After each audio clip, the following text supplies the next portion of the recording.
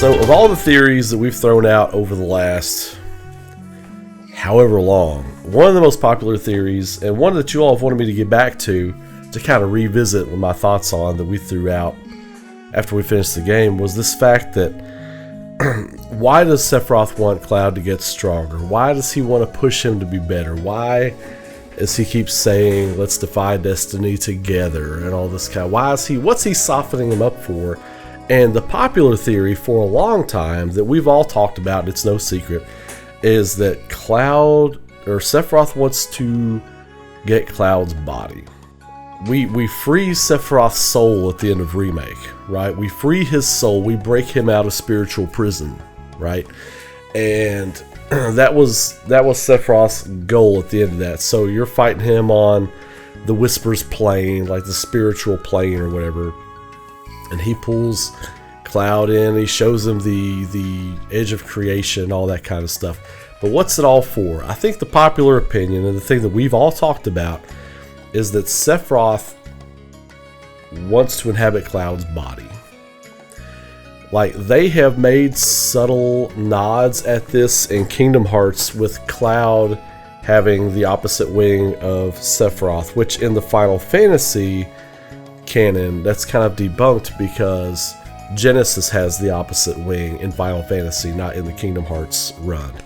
But I thought this was worth revisiting. A lot of you all have wanted me to revisit this, and I wanted to put this video out last week, but my sinuses just were not cooperating. I didn't do anything last week, really, except for my Resident Evil rant. So I'm feeling better, and we're going to start getting content out again, and this is the thing I wanted to lead off with this week. Sephiroth, his goal, I don't know if his end game, but I think his goal is to inhabit Cloud's body. Why is that, right? Well, Cloud has shown exceptional willpower, and for someone who is supposed to be a failed experiment, he keeps defying the odds. Like, he defies all of Hojo's expectations, all of Sephiroth's expectations. Whenever we find out what's happening with Zack, he will have defied Zack's expectations, I'm sure. Even though Zack wanted him to do great things, he's going to be pretty amazed when he sees what the things Cloud can do, I believe. There are a lot of different paths this can take, and I don't want to do like a huge, humongous video right now. We'll talk more about this theory later. But the main thing for me is that I feel like Sephiroth wants to have a clean break from Jenova's influence. Not her powers. He enjoys having those powers. But I do believe Sephiroth, he's not under Jenova's thumb, because by the end of the game, he is the main villain of Final Fantasy VII. Not Jenova, it's Sephiroth. He is the villain, he is the top guy. Jenova is the sub-boss you fight before Sephiroth, so the game even tells you. Like, Sephiroth is the main villain. Advent Children, throw that out the window. I'm just going by the original game as it relates to this. But I think for Sephiroth to have a clean break away from Jenova, he has to inhabit a body that can do and work as a soldier, who has all those augmentations, who has all those enhancements of a soldier. The only person where that exists right now is Cloud. Now, there's another part to this I'm getting to. I think a lot of you all know where I'm going. Okay, but we'll get there. We'll get there. But Cloud is shown to be able to resist Jenova's will. He is shown to be able to. So far, he has no cellular degradation. So far, at all. So far, he has a clean slate of everything. Now, he was experimented on with Sephiroth's Jenova cells, not the Jillian or the G cells, but the S cells. So I think it stands to reason that Sephiroth feels like Cloud is a perfect match. But on the other end of the spectrum, who else was experimented with the S cells? Zack, who apparently is alive now. Now, I don't want to hear the shit. I don't want everybody to come at me with the comments. No, it's really just the afterlife, Ray. Really? Were you on the Square Enix CEO meeting where they sat down and said, give me the excerpts from the meeting? Right now we're all guessing. And right now I'm going with the theory that Zack's alive. Because it's storytelling malpractice to kind of honey dick everybody there at the end with Zack carrying Cloud toward Midgar if he's really dead. So that'd be a big honey dicking and I don't want to see it. So, you can sit on that. And if it comes out that I'm wrong, that's fine. I'm not trying to be right or wrong. I'm just presenting what I think is going on, that's all. And so Zack, alive. So Sephiroth doesn't know that though. That was the planet's ace in the hole to go back and save Zack. So it presents an interesting aside, right? If Cloud is Sephiroth's chosen body, like he wants to inhabit Cloud, he knows from the previous time loops that Cloud has defeated him every time, at every turn. Sephiroth has not been able to defeat Cloud. Not at Mount Nibel, when he's skewered with a sword and Cloud throws him into the life stream. Not at the end of Final Fantasy VII. Not in Advent Children. Not ever. Cloud has bested him. Hell, even in Kingdom Hearts, you know, Cloud has bested him every time.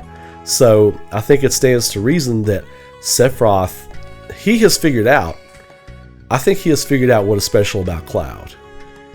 And I think he knows there's a way that he could take Cloud's body, much like he takes the bodies of, or he can inhabit the other S specimens, the other failed experiments, the black hooded robe guys. He has to find a way to break Cloud. He has to find a way to break Cloud, break his psyche, to break his will, so that he can inhabit his body. And I think there's a couple different ways you could probably break Cloud's will, you know. He knows it didn't work by killing Aerith. He knows whatever his endgame was, like killing the last ancient so that it couldn't cast holy and save the planet and everything, and at the same time breaking Cloud's will because he gives Cloud that smirk after he kills Aerith. He knows that didn't work. Whatever time loop they're on right now, he knows that has never worked. Ever. So, what might be in the cards? Killing Tifa might be in the cards. I've said this before. Actually, when we talked about this theory before, about Sephiroth taking over Cloud's body, we talked about this a good year ago. I said that's why I brought up the thing. I was like, well, maybe they're going to kill Tifa. And people crucified me for that. Crucified me. Right? Like I have some kind of say in the story or whatever. No. But I think it's a stern possibility that that's the direction they go. Now, like I said in that video before, I don't think he really will kill Tifa. I think it'll be a grave wound. But I think it'll be a deal where she'll survive. Right? But it will break Cloud. I mean, that will be... And we've said before, and part of this whole thing... Cloud losing his mind, the end of the game, him falling into the northern crater. Another reason I think that could be the end of game number 2, Rebirth, is because I still think we get the Cloud boss fight at the end of Rebirth. Maybe we get a touch. Maybe the reason that's the boss fight is we get a touch of Sephiroth possessing Cloud, like taking over Cloud. At first, I was thinking that maybe it was something like the touch of Genova or something like that, but I think it's more likely now it's going to be Sephiroth trying to infiltrate Cloud's psyche. And when Tifa survives, that's going to make it even more potent in the part where you put Cloud back together. I don't think you need Sephiroth, his consciousness in that scene. I could see them doing something like that, but that sequence is so perfect, I say you just leave it alone. Let Tifa save Cloud. Let a recovering Tifa save Cloud. And Bob's your uncle. and then that's how you do it. But I do think that's Sephiroth's endgame, as far as like right now. Now, as far as like the fate of the world, I think it's still Meteor. I think it's still all that. But what better way to eliminate Cloud as a threat than to take him over, than to possess him? Sephiroth doesn't want Cloud as like an underling or a henchman. He wants to take him over because he understands that there is something wrong. there's something more powerful about Cloud than there is about him. And it's something physical in his eyes. I think he's going to try and want to take that. Willpower. All that kind of stuff. So, anyway, that's my take on that. I'll let you all do what you want to with it. I thought that would be something cool to get out there for you all today. Like I said, I meant to get that out last week. I'm just now starting to feel better. I'm just now getting back on the horse with videos and things. So if you all like that, throw a like on the video. Subscribe to the channel. Consider becoming a YouTube or a Patreon member. I got extra videos coming in the next few days for all my members. It'll be members only on those videos. And they will be good content. Not just like, hey, how you doing? How's it going, guys? Appreciate you and reading off names. I'll do that too. But it's going to be some premium content that you have come to expect from me that you're only going to get if you're a member. So make sure you check those notifications, become a member on the page, all that kind of good stuff, and follow me on social media. Until I see you all again, have a great day, be safe, be good to each other, and keep rocking. I will see you all in the next video. Take care.